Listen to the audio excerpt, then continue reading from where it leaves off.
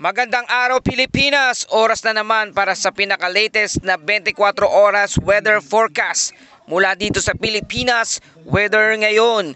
Pero bago ang lahat, huwag kalimutang i-like, share and subscribe para sa mas maraming updates at life-saving information. Maraming salamat po sa inyong suporta.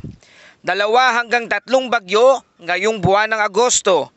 Ayon sa Pag-asa, inaasahan 2 hanggang 3 bagyo ang posibleng pumasok o mabuo sa loob ng Philippine Area of Responsibility ngayong buwan ng Agosto. Karaniwan, dumadaan ang mga ito sa Hilagang Luzon pero hindi rin imposible na lumihis at mag-recurve palabas ng bansa.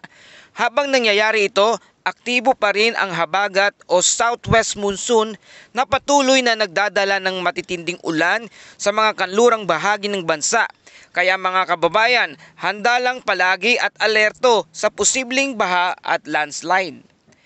Para sa ating tropical cyclone threats forecast, kung mapapansin ninyo sa ating mapa, may isang umiiral na bagyo sa hilagang bahagi ng monitoring area ng Pag-asa.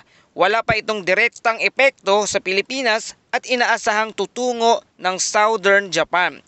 May posibilidad rin na may mabuo na isang tinatawag na TCLV o Tropical Cyclone or Light Vortex sa silangan ng monitoring area. Pero mababa ang tsansa nito na ito'y tuluyang maging bagyo. Ang TCLV na ito ay maaring pumasok ng PAR, ngunit ayon sa forecast, mananatiling mababa ang tsansa nito at na maging isang ganap na bagyo. So ang forecast ay maaring magbago o anumang oras, kaya't importante na tutukan at sundan ang update mula sa Pag-asa tuwing Lunes, Miyerkules at Biyernes. At may isa ring bagyo na nabuo sa Central Pacific na may international name na Iona.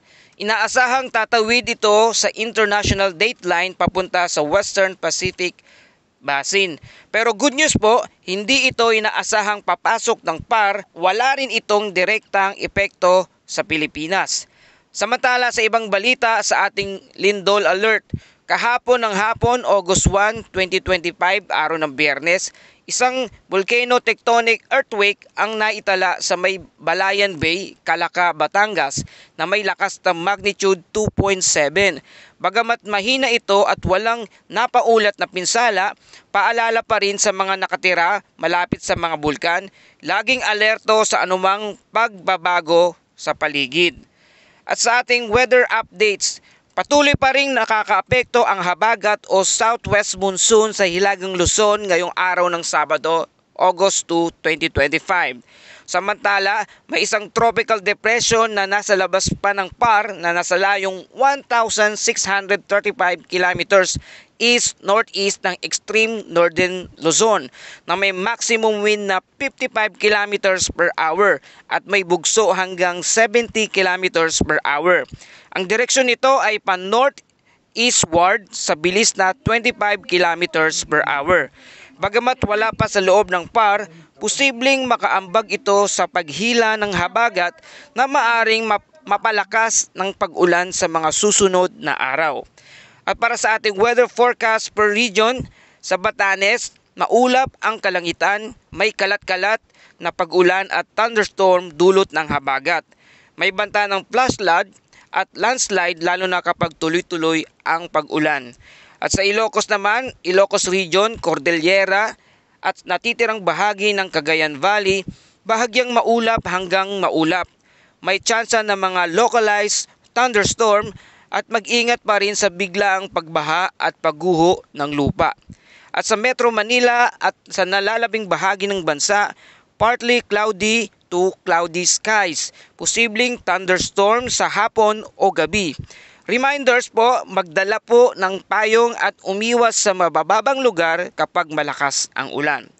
At para sa ating wind sea condition, sa hilaga at kanlurang bahagi ng Northern Luzon, ang hangin ay katamtaman hanggang malakas mula sa southwest.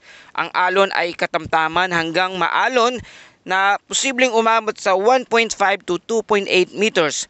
Paalala sa mga mangingisda at bangkang pampasahero, iwas muna sa paglalayag at sa malalaking alon. At sa iba pang bahagi ng bansa, ang hangin ay mahina hanggang katamtaman mula sa southeast to southwest na may alon na banayad hanggang sa katamtaman na aabot sa 0.6 to 2.1 meters. Mas ligtas para sa mga biyahe sa dagat pero maging alerto pa rin sa thunderstorm. Mga kababayan, patuloy tayong mag-ingat, maging alerto, i-follow ang official page ng Pag-asa at laging tumutok dito sa Pilipinas Weather Ngayon para sa malinaw at updated na mga balita tungkol sa panahon, bagyo, lindol at iba pa. Huwag kalimutang mag-like, share and subscribe. Hanggang sa susunod nating ulat, ito ang Pilipinas Ngayon. Ingat po tayong lahat.